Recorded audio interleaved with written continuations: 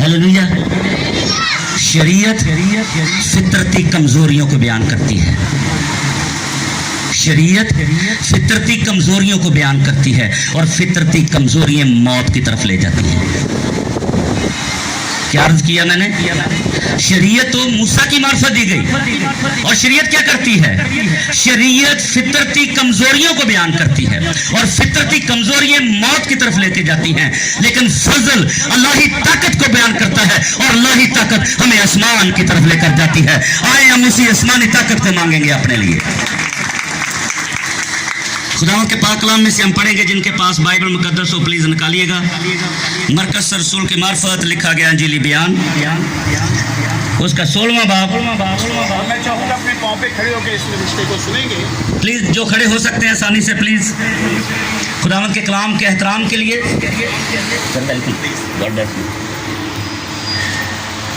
मरकज की मार्फत लिखा गया अंजीली बयान, उसका 16वां बाब 6, 7 और 8 आयत हम पढ़ेंगे। जिनके पास बाइबल मुकद्दस हो जरूर पढ़ें, जरूर खोलें। खुदावंद के पाक कलाम में लिखा हुआ है, उसने उनसे कहा, ऐसी हैरान ना हो, तुम यीशु नासरी को जो मसलूब हुआ था ढूंढती हो, वो जी उठा है, वो यहाँ नहीं है। देखो वो जगह है जहां उन्होंने उसे रखा था।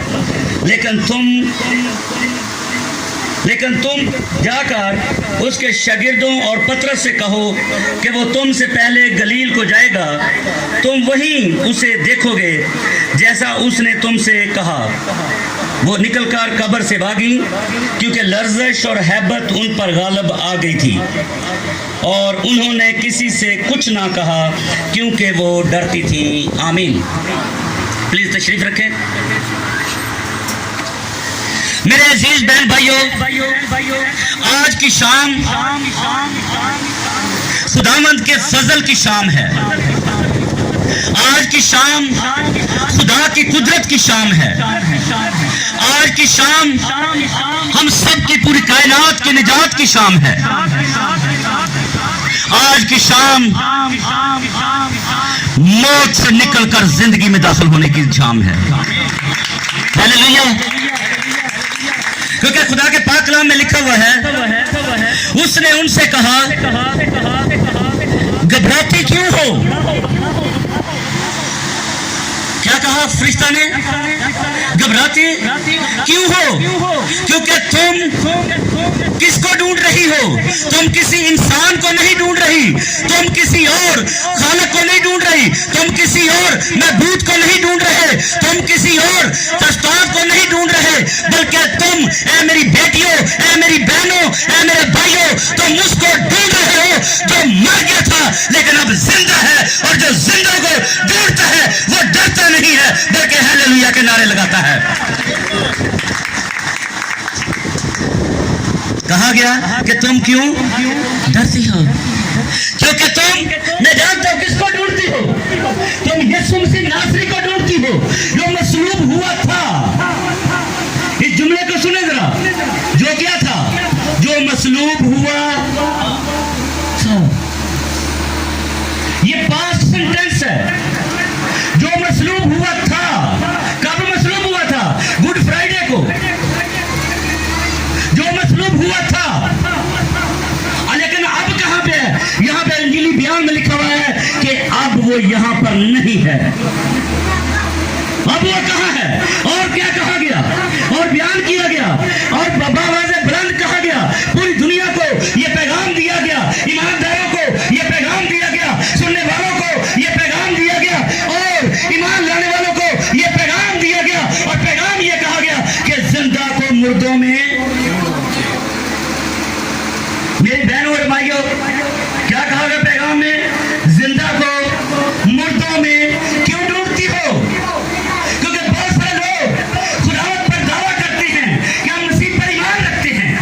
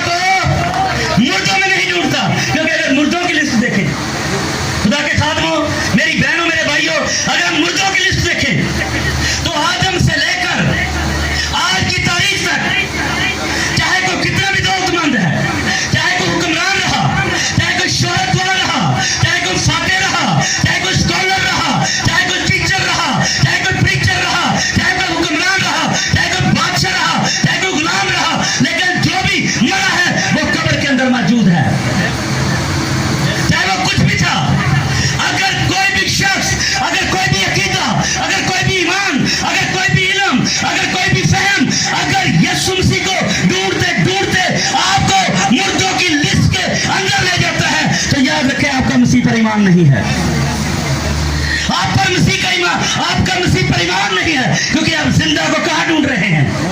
मुर्दों में ढूंढ रहे हैं। अगर आप मुर्दों की लिस्ट देखेंगे तो आपको वहां पर बड़े बड़े बादशाहों के नाम, बड़े बड़े कबीलों के नाम, बड़े बड़े सरदारों के नाम, बड़े बड़े साथीन के नाम मिलेंगे।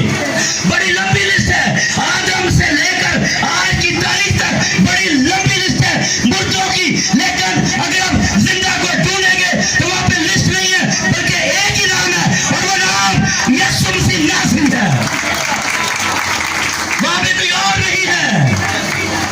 आपको लिस्टें ढूंढने की जरूरत नहीं है, आपको बादशाहों की हिस्ट्री पढ़ने की जरूरत नहीं है, आपको मुख्तलिफ तारीखी किताबें पढ़ने की जरूरत नहीं है, आपको मुख्तलिफ हदीसें किताबें पढ़ने की जरूरत नहीं है, बल्कि आपको सिर्फ इतना ढूंढना है कि मैं यीशु नासरी को मुर्दों में नहीं ढूंढूंगा। जो ही आप मुर्दों से निकलकर जिंदों की तरफ चलना शुरू करेंगे तो आपको एक ही हस्ती आगे दिखाई देगी, जिसका नाम यीशु मसीह नासरी है। मेरे अजीज बहन भाइयों, खुदावंद के पाक कलाम में लिखा है कि अब वो वहां पर, अब वो यहाँ पर नहीं है। आज भी बहुत जगहों पर, निशानों पर जाकर यीशु को ढूंढा जाता है। कोई सोचता है कि मैं ऐसी सलीब बनाऊंगा तो फिर यीशु ऊपर मौजूद होगा, मुझे तब पता चलेगा। लेकिन खुदावंद क्या कहता है, खुदा का पाक कलाम क्या कहता है? अब वो यहाँ पर नहीं है। अब वो यहाँ पर बहुत सारे लोगों ने जगहों को महसूस किया हुआ है, हम वहां जाकर दुआ करेंगे तो हमारी दुआ कबूल होगी। खुदा का कलाम कहता है कि अब वो यहाँ पर नहीं है। बहुत सारे लोगों ने ऐसी चीजें तैयार कर चुकी हैं, ऐसी चीजें तैयार कर रखी हैं कि ऐसे दुआ करेंगे, इसके सामने जाकर दुआ करेंगे, यीशु मसीह नासरी यहाँ पर मौजूद है। लेकिन खुदा का पाक कलाम क्या बताता है? वो यहाँ नहीं है। वो कहाँ पर है? वो कहता है कि मैं आपसे लेकर दुनिया के आखिर तक कहीं और नहीं हूँ, मैं अपने ईमानदारों के दरमियान में हूँ। यीशु मसीह नासरी आपके दरमियान है, भाई शदाल के घर में है, अंकरनवर के घर में है, खादमों के घर में है, अंजीर के प्रीचरों के दरमियान में है, पेस्तारों के दरमियान में, और वो अपने लोगों के दरमियान में। हालेलुया। किसका ईमान है? यीशु मेरे घर में है। किसका ईमान है? यीशु मेरे घर में है। हालेलुया। हाथ बुलंद करके जोर से कहें हालेलुया। मेरा जिंदा यीशु मेरे घर में है, मेरा जिंदा यीशु मेरे खानदान में है, मेरा जिंदा यीशु मेरे अंदर है। मैं नहीं डरूंगा, मैं हर वक्त हालेलुया के नारे लगाऊंगा। हालेलुया। मेरी बहनों, मेरे भाइयों, खुदा का पाक कलाम हमें बताता है कि जब खुदावंद यीशु मसीह आखिरी फसह खा रहे थे, जब खुदावंद यीशु मसीह आखिरी फसह खा रहे थे, तो उस वक्त के बाद तीन हस्तियों ने जागना शुरू कर दिया। 3 हस्तियों को नींद नहीं आई। आज हम भी जागते हैं, रातों को नौजवान जागते हैं, बहुत सारे लोग इस मोबाइल के साथ जागते हैं, बहुत सारे लोग टेलीविजन के सामने जागते हैं, बहुत सारे लोग नशा करके जागते हैं। जिस दिन खुदावंद यीशु मसीह ने आखिरी फसह खाया, उसके बाद 3 हस्तियों को नींद नहीं आई। नंबर 1 कौन नहीं सोया? नंबर 1 मौत नहीं सोई। उसके बाद मौत को नींद नहीं आई उस दिन के बाद। क्यों? मौत ये जानती थी कि अब ऐसा वक्त आ सकता है कि मौत को मौत आ सकती है, क्योंकि जिसको पता चल जाए कि मुझे सुबह मौत आ जानी है, वो कभी नहीं सोता। नंबर 1 कौन नहीं सोया? जोर से बोलेंगे, कौन नहीं सोया?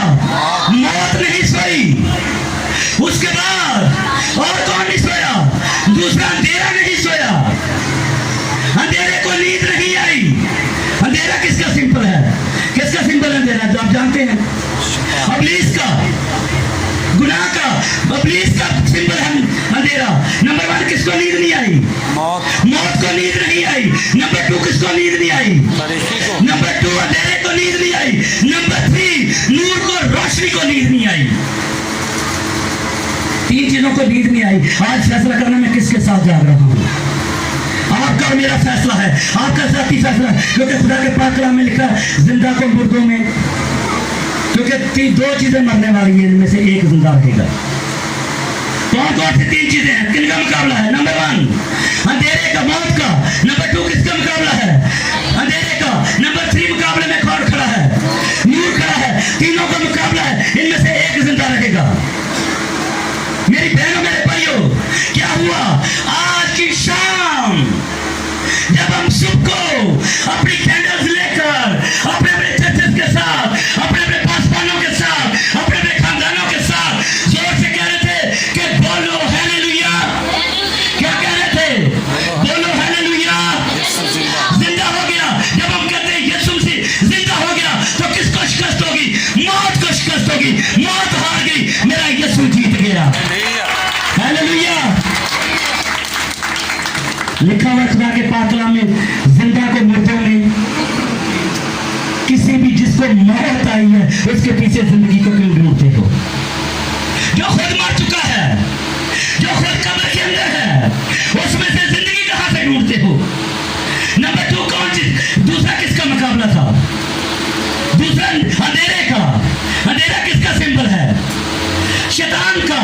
याद रखें, जिस वक्त खुदावंद यीशु मसीह ने सलीब पर अपनी जान दी तो उसी वक्त उसने इब्लीस को अपने कदमों के नीचे कुचल दिया और कहा, ऐ इब्लीस तेरी ताकत कहां रही? ऐ मौत तेरी ताकत कहां रही? ऐ गुनाह तेरी फतह कहां रही? क्योंकि मौत जो है वो फतह का लुकमा बन गई।